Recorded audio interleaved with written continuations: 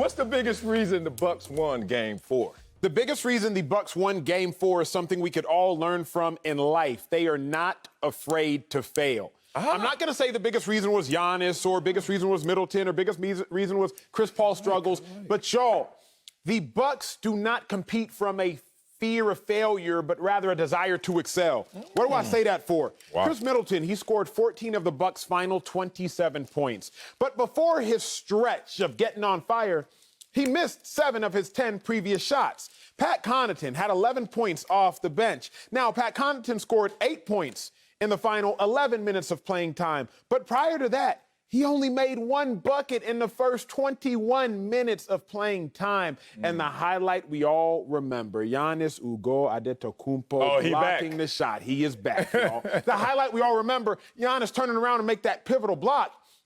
Most athletes wouldn't even have attempted it, a fear of getting dunked on. Yeah. You're in an incredibly vulnerable position. DeAndre Ayton, a freak athlete, 6'11", knows where the ball is going, knows he's about to yam on you. And Giannis, you turn around with no idea where you are, what you're about to do. Could have got dunked on, but you said, I am competing from a desire to excel, not from a fear of failure. The biggest reason the Bucks won that game is simply their desire to excel. They have no fear, Sel. They have that Babe Ruth mindset.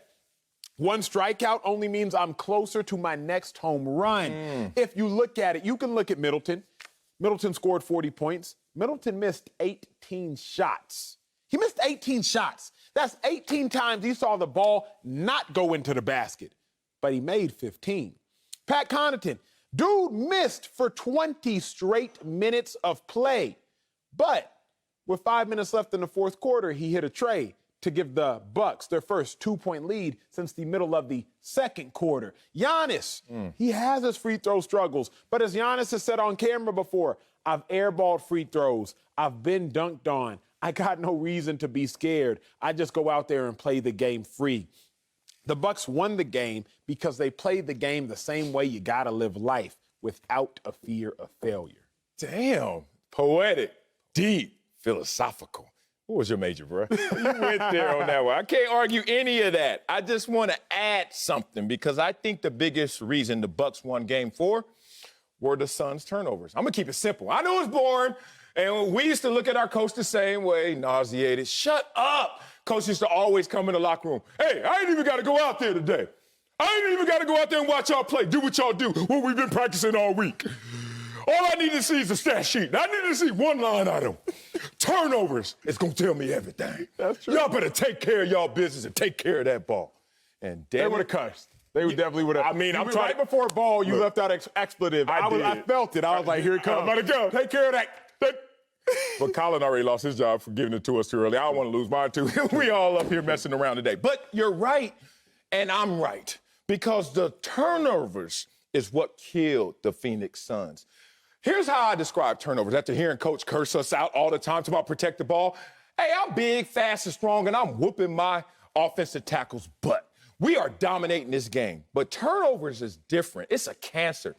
It eats its own. So no matter what you do, shoot better than the Bucks from the three-point line, shoot better than the Bucks from field goal percentage. It doesn't matter.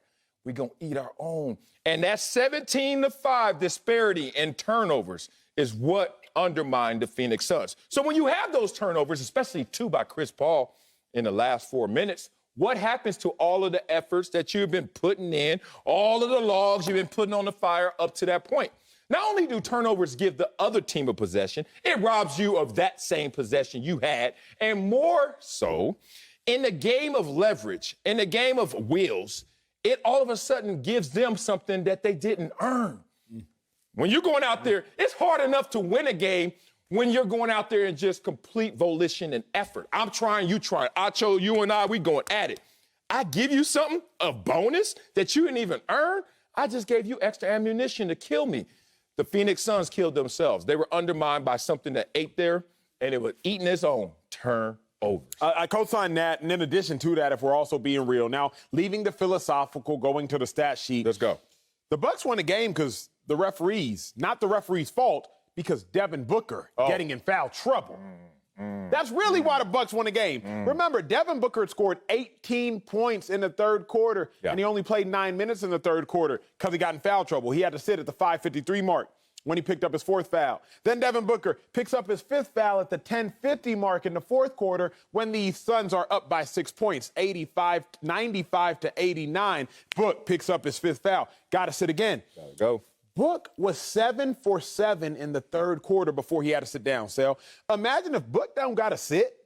Oh, it's probably blouses for the Bucks that game. He's 7 for 7. He takes a quick seat. He comes back. He's still hot. Once he picks up that 5th foul in the 4th quarter and he sits for 5 minutes, he comes back in, only makes one more bucket. Gotcha. He was completely out of sync. The game completely changed. Yep. It was a much different. Now the game was actually moving faster because it was later in the game. Defense got way tighter than it had been. And Book comes in after going 7 for 7 in the 3rd quarter, comes in and returning in the 4th quarter, only gets a bucket. That was truly the difference in the game. If Book doesn't get in foul trouble, if Book is a little more conscious with his fouls, I think the Suns probably win handedly. They probably win by 10 because for every reaction that the Bucks gave, Book was giving buckets. For every time the Bucks had something, Book had a bucket for him. But when he had to go sit down, that's when I was like, as a Bucks fan, oh, you know what?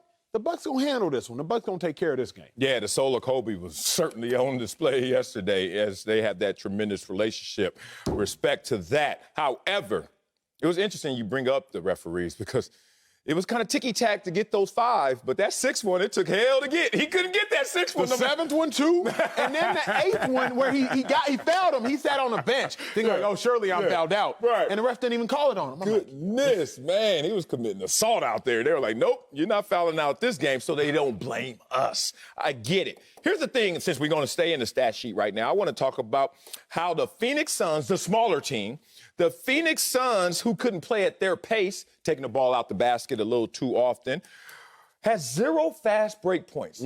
Come on, man. Like, you ain't got to be a basketball enthusiast to understand if you can't get 1 fast break point and you're the smaller team and you want to play at pace, you're in trouble that night.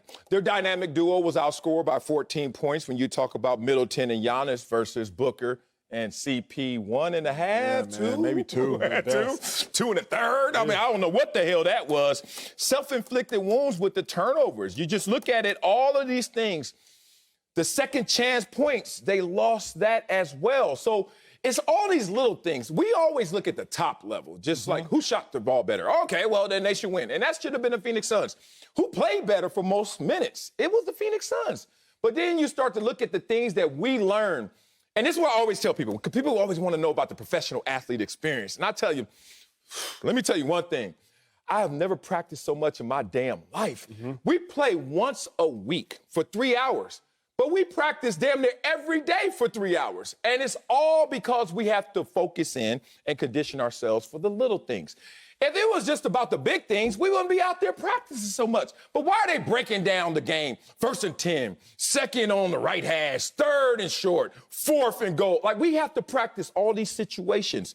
And in this game, I saw situations where the Phoenix Suns broke down, self-inflicted wounds. So I never realized, actually, until watching this game, how much the little things matter as opposed to trumping the big.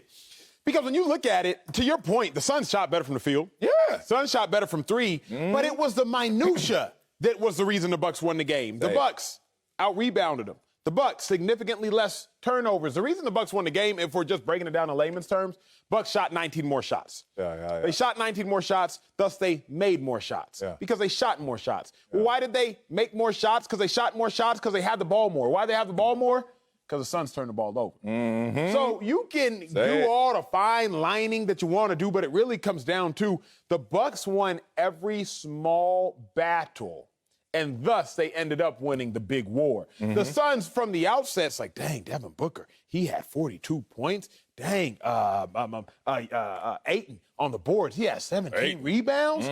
But it's all about those little wins adding up that led to the Bucks getting a big win. But lastly, my last little layer is the Bucks stars played like stars. When it comes down to it, Giannis played like a star? That was a fading star. He gave you 25 and 14, 26 and 14. Hold on, but before the game even started, he was like, Coach, take me out. He was tired. He was tired, boss. What's going to happen next game? Here's what it is. If Giannis on a bad night, because that was a bad night, right? I said they were stars, and you were like, wait, Giannis was a star. On a bad was night, taxed, but if I'm he with can you. give you 25 and 14, because Chris Paul had a bad night. Oh. Terrible night, but a bad night. And Chris Paul gave you 10, 7, and 5 turnovers. We'll talk about that later. Don't go nowhere. But on a bad night, if Giannis can give you 25 and 14, yo, that's Devin Booker's second best game this series, all things considered. Yep. That's Giannis's third best game this series. That would be Chris Paul's second best game this series, all things considered. So on Giannis's worst night, he's still outplaying others do on their typical nights. That's really what it comes down to. I'll give you that. I'm going to end with this before I go to the little story form of my stat sheet. It's crazy that the Suns' 17 turnovers, the most since Game 3 against the Lakers. That's when everybody was like, are they going to be okay against these Lakers? That was the last time they got pushed into that position. 32 turnovers the last 2 games, y'all. They haven't had a 2-game stretch like that this entire postseason. That could be an indicator. That could be a confidence builder if you're a Bucks fan. First time this postseason, the Bucks held a team to 0 fast break points. Is the defense shoring up, or the Phoenix Suns just were out of sorts in totality? I love the fact that you and I were talking about the little things. Here's something that illustrates it to me, because it happens to me all the time at home. My wife loves to shave in the shower, and I love to shave at the sink. Okay, so why does that matter, Marcellus? Because in our shower, all this water, shower more water than the sink, right? So think about it, big things. All this water, shower after shower, her, me, we never take them together. She don't like that. She said I take them all to the room and keep her cold and whatever. That's her fault. That's her loss. I can try to be romanified. Anyway, so I take all this water, shower, days, weeks, months. And it always happens, about the 3rd month, clog. Why? This much hair is stopping all that water from flowing. And you look at your face. You better stop that. Get out the shower with my wife. I'm just talking about the hair. Talk about the hair. The point of this story is the little things can always undermine the big things. I need a new co-host. You gonna get one too? Floor.